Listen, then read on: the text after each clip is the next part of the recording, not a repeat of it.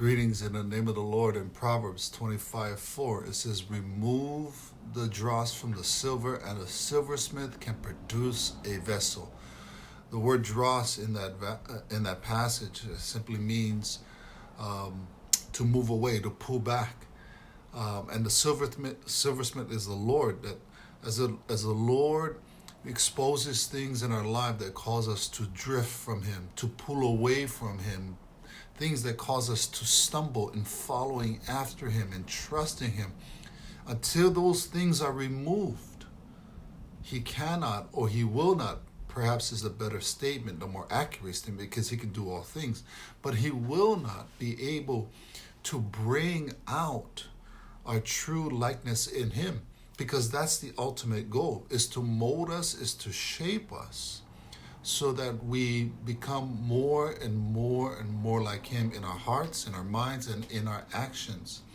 But for that to happen, He needs to purify us by burning away the dross in our lives. So this is day 12 of Lent season, and I just want to encourage you that that's the ultimate goal. Is that we go through Lent season and complete Lent season, 40 days of being in His presence, of seeking the Lord in prayer and in the Word. And we may stumble along, and that's okay, because that's part of the journey and the process. If you fail, if you got knocked down, just get back up and get back in the game, get back on that horse. In what God is doing in our lives, both individually and corporately. Because the goal is to be different. It's not to be the same. It's to be different. Even if it's just in one way, that we're thinking differently. Our hearts are different. When we're more forgiving, we're more generous, we're more seeking of the Lord. So, yes, take notice. If things on the outside are not changing, your prayers are not being answered, there's no breakthrough, please do not get discouraged and say, you know what, I throw in the towel, I quit, God just not coming through. No, God always comes through in some way, some shape, or some form. Even when the answer is no, eventually it's going to turn out to the yes, and it will be better for us. But we got to mature to be in that place. And that's the goal of the Lent season. But really concentrate and hone in on the changes internally. How God is shifting and transforming. How is He circumcising our hearts so it's more moldable? In Proverbs 25:4. So that the silversmith, God, can begin to modify and shift and change our hearts. But also in our mind, are we thinking differently? Are we thinking more like Christ? Are we having a sharper perspective, a more biblical worldview towards life? And obviously our actions. Are we being more kind? Are we being more gentle? Are we becoming more more self-controlled? That's the word I was looking for.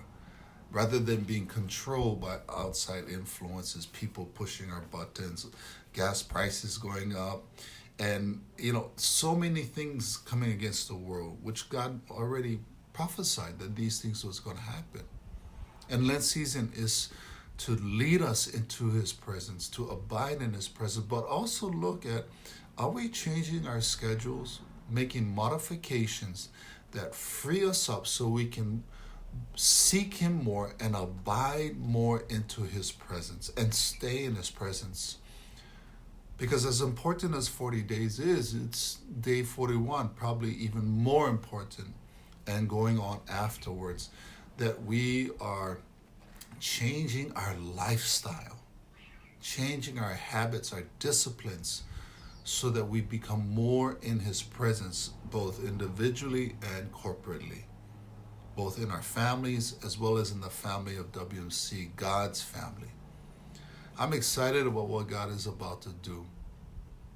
It's true, in life and life with Christ, before things can get better, things gotta get worse. In our case, in WMC, it's challenging. It's difficult. And my goal is this, that we not lose hope, but instead we press into the Lord and into each other, that together we cry out to God, we seek the Lord, and we plead and we pray for his presence, that we are in one accord, which means to have the same mind with God and same mind to one another, but also our passions for the Lord. And what he is about to do in WMC is connected to each other. We all have the same passion towards him and to his work that really comes by him, but also is actually nurtured by us coming together as one in prayer. I'm looking forward to that time where God will call us to begin, because he builds the church. Allow him to build by us coming together in prayer and becoming a house of prayer. Be encouraged, not discouraged. Let his encouragement be imputed on you and all of us, so that we can press through and pray through for God to do the breakthrough. May the Lord bless you. Have a wonderful day and a wonderful week.